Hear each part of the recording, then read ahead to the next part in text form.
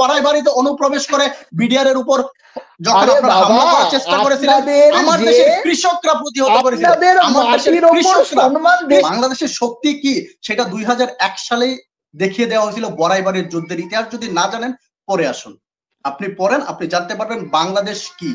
2001 সালে আপনারা পালাতে বাধ্য হয়েছিলেন, 2001 সালে পালাতে বাধ্য হয়েছিলেন। এত শক্তিশালী আপনারা 2001 সালে পালিয়ে গেছিলেন। যদি হয় 2001 সালে যখন সেটা আপনারা 2001 সালে চোরের মতো বাংলাদেশে অনুপ্রবেশ করে, 2001 সালে চোরের মতো বাড়াইবাড়িতে অনুপ্রবেশ করে বিডিআর এর উপর যখন আপনারা হামলা করার চেষ্টা করেছিলেন, আমার দেশের কৃষকরা প্রতিহত করেছিলেন। আমার দেশের কৃষকরা প্রতিহত করেছিল আপনার দেশের বিএসএফ। আরে এই না বলছিলেন যে আপনার দেশ যথেষ্ট শক্তিশালী, আমার দেশের সেনা গিয়ে আপনার দেশের শক্তিশালী ছিল, কিন্তু গত 16 বছর দেশকে পুরোটাই আপনাদের গোলাম করে রাখা হয়েছিল। গত 16 বছর পুরোটাই আপনাদের গোলাম করে রাখা হয়েছিল, এবং সেই জন্য ছাত্র হত্যার পেছনে ভারতবর্ষের হাত রয়েছে, পিলখানা হত্যার পেছনে ভারতবর্ষের হাত রয়েছে। এই যে অযাচিত ভাবে মানুষ খুনের কথা বলছেন, জানেন এই বাংলাদেশের মুক্তিযুদ্ধের সময় কত হাজার পাকিস্তানি সৈন্য ভারতবর্ষের সেনার কাছে আত্মসমর্পণ করেছিল? আমরা সেদিন চাইলেই তাদেরকে বিনা বাধায় মেরে ফেলতে পারতাম, কিন্তু গিয়ে শুনে দেখবেন এটা ডকুমেন্টেড আছে। পাকিস্তানি সৈনিকরা সেনাদের সাথে আত্মসমর্পণ করে নাই, বাংলাদেশের মুক্তি বাহিনীর কাছে আত্মসমর্পণ করেছিলেন। বাংলাদেশের মুক্তি বাহিনীর কাছে আপনি জানেন না, আরে বাবা শুনুন না, বাংলাদেশের মুক্তি বাহিনীর কাছে করেছিল, আপনি শুনুন না। 13 দিন আগে এসে, মাত্র 13 দিন আগে আসে আপনি 9 মাস মুক্তিযুদ্ধের যদি কৃতিত্ব নিতে চান, সেটা কখনোই সম্ভব নয়। মাত্র 13 দিন আগে এসে আপনি কৃতিত্ব নিতে পারেন না। ভারতবর্ষের সেনাবাহিনীর কাছে আত্মসমর্পণ করেনি, বাংলাদেশের মুক্তি বাহিনীর কাছে আত্মসমর্পণ করেছিলেন। আমাদের পক্ষ থেকে সেই সময় উপস্থিত ছিলেন। এটা ডকুমেন্টেড যে ভারতবর্ষের সেনাবাহিনীর উপস্থিতিতে, ভারতবর্ষের সেনাবাহিনীর কাছে ভারতবর্ষের সেনাবাহিনীর উপস্থিতিতে এবং বাংলাদেশের সেনাবাহিনীর পক্ষ থেকে উপস্থিত ছিল, বাংলাদেশের সেনাবাহিনীর পক্ষ থেকে উপস্থিত ছিল, বাংলাদেশের মুক্তি বাহিনীর পক্ষ থেকে উপস্থিত ছিলেন। শুনবেন তো, দেখুন এই বিষয় নিয়ে যথেষ্ট পড়াশোনা আমার রয়েছে, আপনি একটু মন দিয়ে শুনুন, আপনার বুঝতে সুবিধা হবে কি বলছি, জিনিসটা বোঝার চেষ্টা করুন। আপনার দেশের একতরফা জিনিসটা বোঝার চেষ্টা করুন, সেটাই বলবেন। এক্স্যাক্টলি ইতিহাসটা তো আপনার দেশে প্রকাশ করা হয়নি। এক্স্যাক্টলি ইতিহাসটা যখন আপনি পড়বেন তখন করা হয়েছে। আপনার দেশে যেটা করা হয়েছে সেটা বিকৃত ইতিহাস। বাংলাদেশের স্বাধীনতা সংগ্রাম, বাংলাদেশের ভারতের ওনাকে বলতে দেন, ওনার মনের মতো এইটা হচ্ছে সমস্যা। রবি ভাই আছে, আমরা আছি, আমরা যখন উনি যখন ভুলটা বলবেন আই হ্যাভ টু আমরা শুধরিয়ে দেব। হ্যাঁ, আপনি ডিফার করবেন তো, আমার সময় কেন করবেন? আপনি আপনার সময় করবেন। শুনুন না, যেই সেনাবাহিনী যারা আমাদের কাছে আত্মসমর্পণ করেছিল, এটা ডকুমেন্টেড, তারা বলেছে আমরা যেই সম্মানটা নিজের সেনাবাহিনীর প্রধানদের কাছ থেকে পাইনি, নিজের সেনাবাহিনী নিজের দেশের কাছ থেকে পাইনি, সেইটা ভারতবর্ষ আমাদের দিয়েছে। দিস ওয়াজ ডকুমেন্টেড, যে আমাদেরকে জিজ্ঞেস করে খাওয়া, আমাদের শোয়ার ব্যবস্থা হচ্ছে কিনা, আমাদের থাকার ব্যবস্থা হচ্ছে কিনা, এই সমস্ত কিছু ওপর সার্ভেলেন্স করা হয়েছিল, এই সমস্ত কিছুর যত্ন নেওয়া হয়েছিল, যেটা আমার দেশ কোনোদিন হয়নি। আমি কেন এতগুলো কথা বললাম? কাউকে আঘাত দেওয়ার জন্য বলিনি। আমি বলছি ভারতবর্ষ, হ্যাঁ অবশ্যই করব, ভারতবর্ষ মানবিকতার পক্ষে দাঁড়িয়ে সেদিন অন্য দেশের, মানে এমনকি আমাদের শত্রু হিসেবে আমাদের বিপক্ষে যুদ্ধ করা লোকদের পক্ষে এসে দাঁড়িয়েও তাদের জীবন নিয়ে, তাদের জীবনটা নিতে চায়নি, উপরন্তু তাদের কাছে যুদ্ধবন্দী হয়েও তাদের সাথে বন্ধুর মতো আচরণ করেছিল, মানবিক আচরণ করেছিল। আর আজকে যদি মনে হয় বাংলাদেশের সাথে আমরা অকারণে মানুষ খুন করে কাঁটাতারে ঝুলিয়ে দেবো, এটা আপনাদের মিস ইন্টারপ্রেট হচ্ছে। অতীত দিয়ে আমাদের বিচার করে দেখুন, আর আপনারা কোনো একজনের হচ্ছে না, এটাই এক্স্যাক্টলি হয়েছে। ইভেন শেখ হাসিনা পালিয়ে যাওয়ার পর স্বর্ণা দাসকে হত্যা করা হয়েছে, সীমান্তে একজন স্বর্ণা দাসকে হত্যা করা হয়েছে, আরেকজনকে হত্যা করা হয়েছে। আচ্ছা, শেখ হাসিনা 5 আগস্টের পর পালিয়ে যাওয়ার পরেও আপনি যদি বলেন, এরপর তো আপনি বলবেন আপনার দেশে যেই পুলিশকে হত্যা করে ছাদের টাঙিয়ে রাখা হয়েছিল দড়ি বেঁধে, সেটাও ভারতবর্ষ করে গেছে, এরপর তো আপনি এই কথা বলবেন।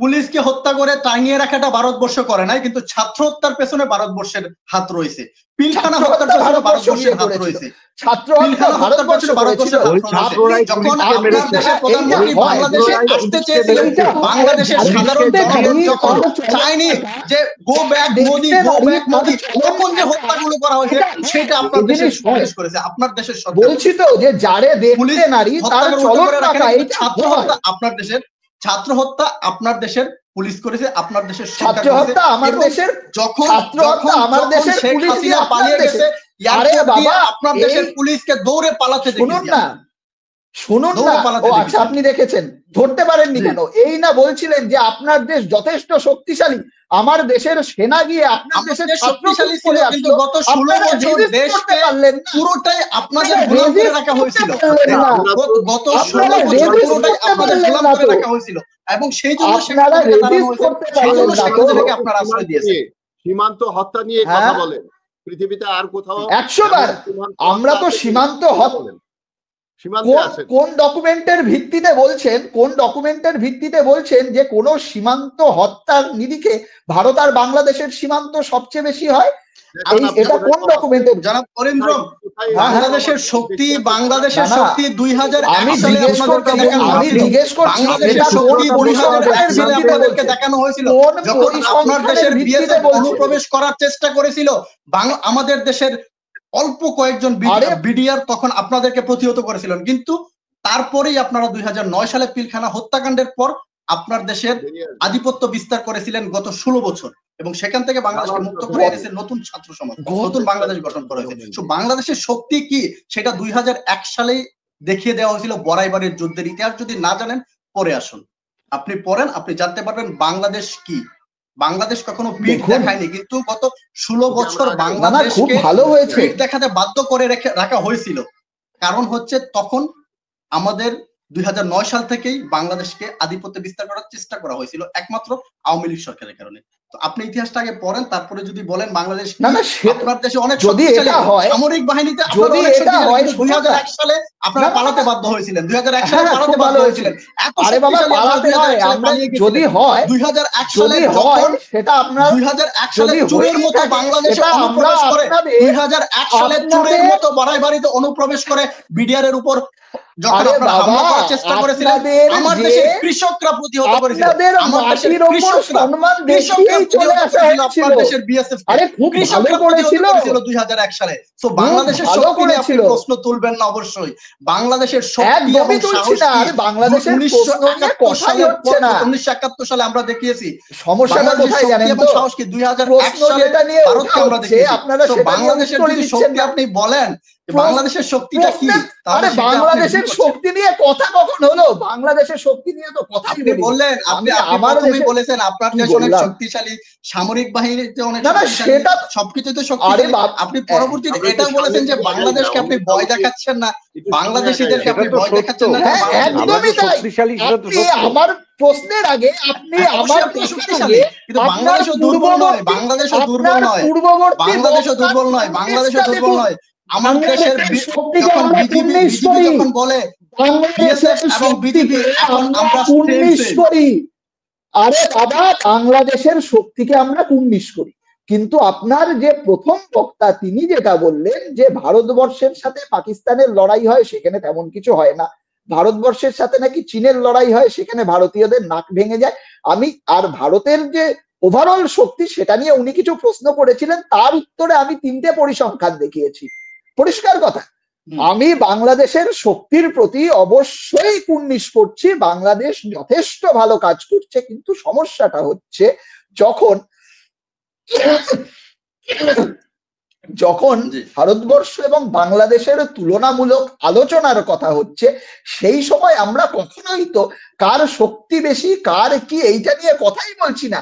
আমরা পরিষ্কার বলছি যে ভারতবর্ষ এবং বাংলাদেশের মধ্যে যে সৌভ্রাতৃত্বের বন্ধনটা সেইটা সুদৃঢ় হোক। আর আপনি যদি বলে থাকে যে ভারতবর্ষের সেনা গিয়ে বাংলাদেশে ছাত্র মেরে এসছে আর এতে আপনাদের সরকারের মদত রয়েছে, সেটা তো আপনাদের ইন্টারনাল ব্যাপার, ঘরে ঘরে বসে মিটিয়ে নিন। তাহলে আমাকে সুকান্ত বাবুকে আমাদের অন্য দেশে থেকে আমাদের ডেকে এনে বলাচ্ছেন কেন? আপনাদের নিজেদের ব্যাপার, কে আওয়ামী লীগ, কে কোন ছাত্র পার্টি, কে কি, আপনারা নিজেদের সমস্যা নিজেদের মেটান, দয়া করে আমাদের মেটাবেন। যদি ভারতবর্ষ, যখন আনবেন আমি আপনাকে জবাব দিতে, আপনি যখন বলবেন পুলিশ হত্যা করে আমি কোথায় বললাম রাখা হয়েছে সেই ইতিহাসটা, আরে বাবা আমি বলছি এরপর আপনি বলবেন ওইখানে পুলিশকে ঝুলিয়ে রাখা হয়েছে, সেটাও আমরা করেছি, তাই তো বলছেন, তাই তো বলছেন। সেটা তো আপনাকে বলা হয়নি, আমি তো সেটা আপনাকে বলিনি যে পুলিশ হত্যা করে আপনারা ঝুলিয়ে রেখেছেন, আমি তো সেটা আপনাকে বলিনি। আপনি বলেছেন যে আমরা বলবো, বাট বাংলাদেশ সেটাই আপনাকে বলেছি যে আমরা এটা বলবো না। যেটা আপনারা করেন না সেটা আমরা কেন বলবো? কাঁটাতারে ঝুলিয়ে বলছেন, বাংলার বিএসএফ করে কাঁটাতারে ঝুলিয়ে দিচ্ছেন, এটা তো বিএসএফ ফেলানিকে হত্যা করে কাঁটাতারে ঝুলিয়ে রেখেছে, এটা সত্য। এই সংক্রান্ত শুনুন না, এই সংক্রান্ত এই সংক্রান্ত যা ডকুমেন্ট আছে, এই সংক্রান্ত যা ডকুমেন্ট আছে, আপনি একবার গিয়ে আমাদের যে ইউএনও রয়েছে, আমাদের যে ভারত সরকারের প্রতিনিধিত্ব রয়েছে, চিত্রটা আপনার দ্বিতীয় আলোচনায় আমি আপনাকে দেখাবো। আমি একটু না আমাকে দেখাতে হবে